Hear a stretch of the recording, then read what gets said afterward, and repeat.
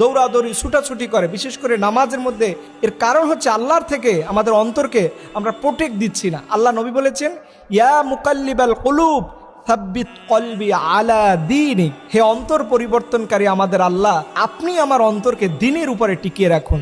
এই দোয়াটা পড়লে দেখবেন আপনার নামাজের মধ্যে কখনো বাজে চিন্তা আসবে না। ফরজ নামাজের সালাম ফিরানোর পরেই সাথে সাথে এটা পড়বেন, দেখবেন পরবর্তী নামাজ পড়া আপনার জন্য সহজ হয়ে যাবে। আর একটা গুরুত্বপূর্ণ বিষয় হলো, নামাজের মধ্যে যদি মনে করেন যে আপনাকে কেউ ডিস্টার্ব করতেছে, মনোযোগ চলে যাচ্ছে, তখন মনে রাখবেন আপনার নামাজটা আল্লাহর কাছে কবুল হবে।